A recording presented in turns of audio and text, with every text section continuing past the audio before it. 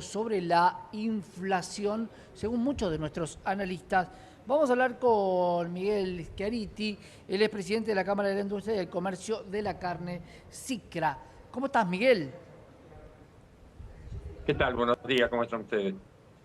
Miguel, contanos un poco cómo está el sector. Algunos de nuestros analistas plantean que puede llegar a ser uno de los elementos, alimentos y bebidas que suban por encima del valor de referencia de la inflación, ya que estaba muy atrasado, que por lo menos en el 2024 quedó por debajo de la suba de la inflación. Sí, quedó muy por debajo de la suba de la inflación. El aumento en el año fue de alrededor del 78, el 80% contra un índice de precios al consumidor del 125. Pero esto es consecuencia del problema macroeconómico por un lado y el Ujú. cambio de hábitos de consumo por el otro, y un tercer factor que los porteños olvidamos rápidamente, que fue la sequía del 23. La sequía del año 23 provocó que en el 2024 tengamos 750.000 terneros menos y que tengamos una liquidación de vientres de alrededor de 500.000 madres. Todo esto hace que la oferta de este año haya sido inferior. Eh, la diferencia de precios que hay entre un kilo de carne vacuna, un kilo de pollo y un kilo de cerdo es muy fuerte. Digamos que con el valor promedio de un kilo de carne vacuna se pueden comprar 3 kilos de pollo entero o se pueden comprar casi 2 kilos de cerdo. Esto hizo que la gente, ante la incertidumbre, eh, tomara las decisiones por el bolsillo y no por el gusto, pero de todas maneras, tanto el pollo como el cerdo son productos que hoy son de consumo corriente todas las, en todas las clases sociales, en todos los estratos sociales Claro. y de todos los días. Miguel, esta carrera Hoy, Sí, perdóname. hoy el 50% de la población tiene menos de 40 años, y esa gente que tiene menos de 40 años viene comiendo pollos desde eh, la escuela primaria, digamos. Era la viandita para el mediodía, era lo de todos los días. Y además es un producto que da menos trabajo para cocinar. Uno tira una pechuga a la plancha y en un ratito está, sin llenar de humo la casa y de olor el departamento, que es distinto con un pedazo de carne vacuna, que hay que elaborarlo de otra manera para que no nos echen del consorcio por el olor a bife Claro. en todo el edificio. Eso sabe, Entonces, hay. estás hablando de un hábito de consumo que te lo pregunto, ¿está cambiando y cambió para siempre por estos datos que vos estás dando que son ciertos? El pollo, algunos lo plantean como algo más sano, el cerdo también como algo más sano que la carne vacuna, empezó a tener un marketing diferente, ¿cambió el consumo definitivamente en la Argentina? Yo creo que cayó definitivamente y va a seguir cambiando en la Argentina. Vamos a seguir consumiendo menos carne vacuna y más carne de pollo y de cerdo. Tengamos en cuenta que la productividad del pollo y del cerdo es mucho más grande que la productividad de un vacuno.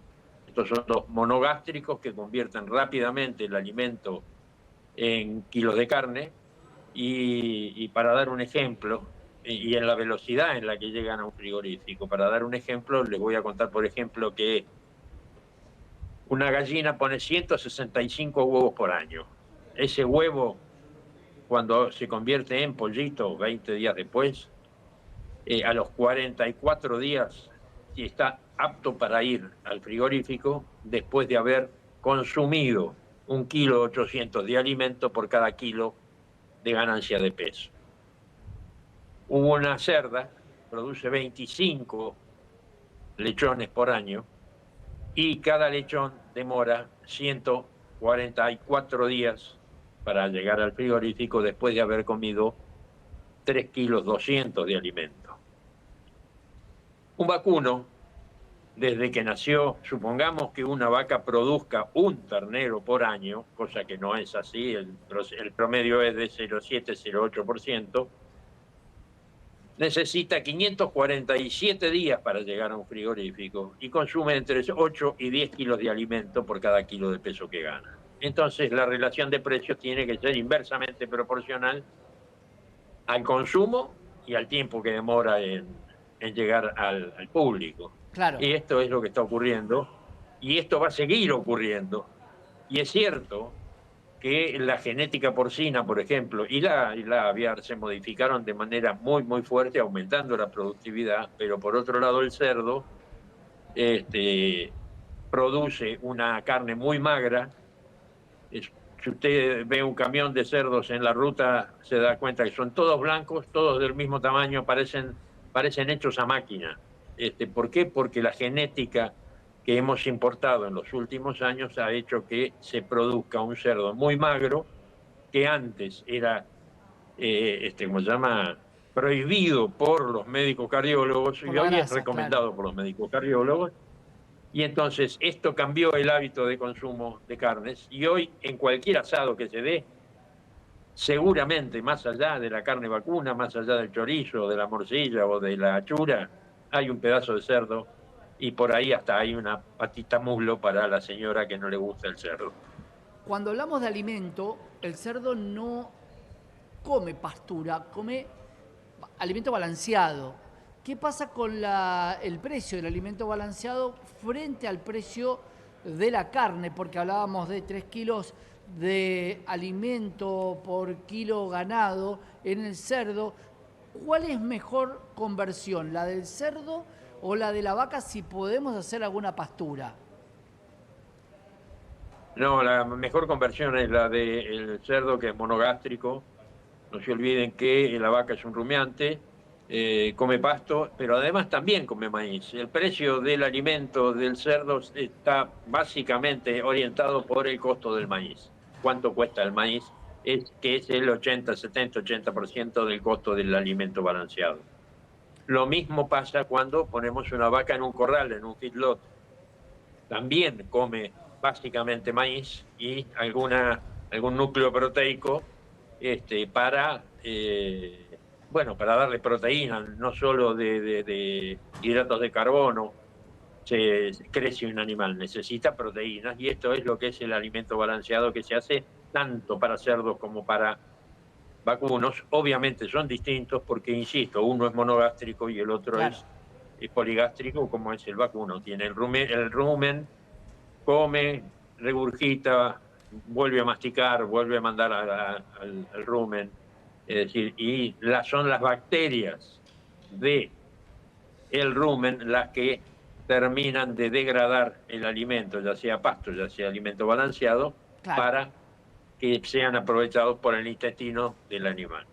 Ahí hablamos del 2023, una sequía que vivimos acá y compartimos en la pantalla del canal. ¿Qué nos depara este 2025, entendiendo que hubo una merma en el 2024 de ganado? ¿Qué va a pasar en este 2025?